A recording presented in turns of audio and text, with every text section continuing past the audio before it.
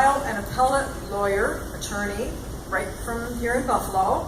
He's the founder of LibertyMovement.org, and the site itself is basically to encourage people to use direct action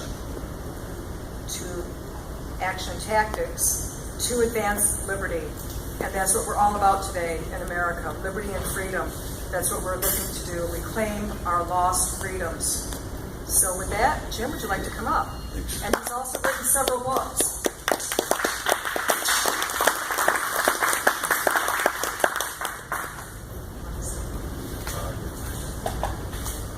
Thanks for inviting me. Thank you for the introduction, Carrie. And I just want to wish everybody a happy Father's Day. Thanks to the progressives, there's a lot of households in America that actually don't have a father. They really would like the government to be the father in our families. So I think if we continue to allow the progressives to take over this country, they might change the name of Father's Day to Fatherland Day. I wrote a book called Progressivism, a primer on the idea of destroying America. And I think that and somebody's holding up a copy right there, I love it. The cover is black and red for reasons that you can figure out once you read the book.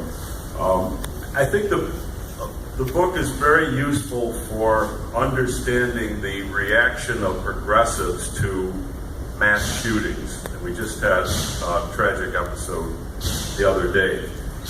In the book, I talk about the fact that progressivism is a kind of self-imposed mental disability wherein the progressive convinces himself without any facts or logic that government action is the solution to all human problems, and therefore the progressive becomes blind to any evidence that the government itself may be the culprit.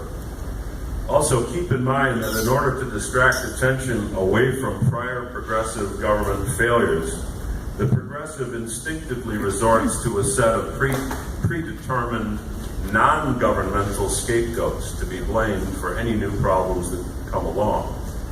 What is rarely realized, even by non-progressives, is that blaming innocent scapegoats for problems created by government is a pernicious form of hate speech. So, in the South Carolina tragedy, before all the relevant facts are known, progressives are already trotting out white racism. And by the way, when they say white racism, they mean white people, okay? And they're also trotting out their old scapegoat of private gun ownership. A phenomenon I defined a few years ago and spelled out in the book on progressivism is called liberty reduction as a form of grieving. We used to go to church and mourn the dead. Now, the progressives, in order to grieve, conspire to reduce the liberty of everybody who didn't do the crime that they're complaining about. And so you have the president calling for reducing the liberty of innocent people to own guns. Liberty reduction is a form of grieving. You see it all over American society today. On the other hand, according to the progressive mindset, no government policies may be discussed as possible contributors to this tragedy. There has been zero or little note taken of these possible factors. 1, the failure of a law restricting guns at church to stop the shooting. 2, the deterrent effect of that same law on the victims, as it required specific consent from the church to carry a concealed weapon. 3, the deterrent effect of handgun licensing laws in South Carolina. And I believe the only license you need to have a gun, including a handgun, is the Second Amendment. The ban on open carry in South Carolina. The fact that the government takes people's money and usurps tremendous power and promises to keep people safe, and yet provides little actual protection in advance of crime, as in this case. My colleague Tom DiLorenzo says very often the police serve as crime historians. They show up, draw a chalk line around your body after it's too late. 6, the fact that the perpetrator was able to freely access the church from a government-owned street on which the state allows any and all criminals and terrorists access. A fine point, I admit. But, again, let me make this clear.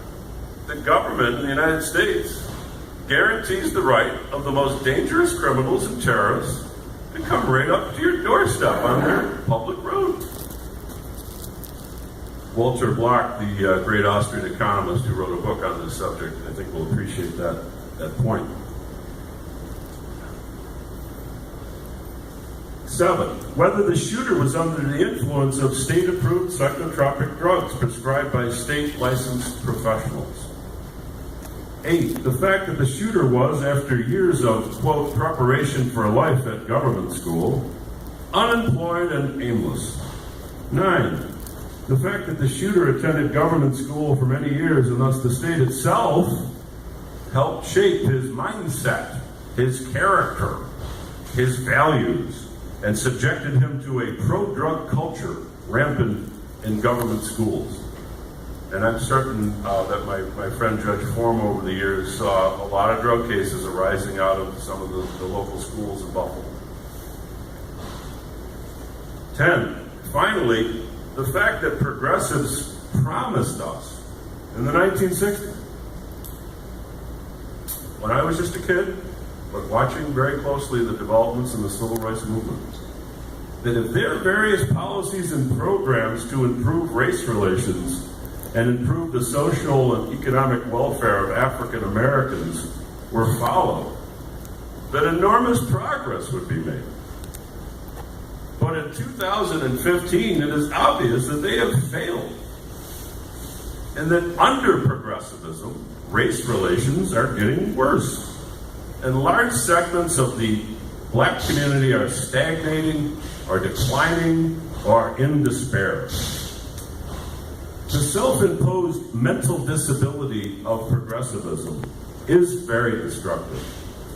It prevents progressives from properly analyzing the underlying causes of social problems, blinds them to the role of government in generating such problems, and finally, it encourages them to find innocent, non-governmental scapegoats to blame for the problem of the day, and to engage in hate speech against them, subjecting them to the risk of violent retaliation. The fact is that people who differ from each other in many ways do get along in the free marketplace, but not in the government place, where government and politicians divide people into winners and losers and play various groups against each other in the pursuit of power. All over the world and in the United States, the state system has failed and is failing to bring peace and harmony among different racial, ethnic, and religious groups. Only liberty can bring us all together. Government guns never have and never will. Thank you.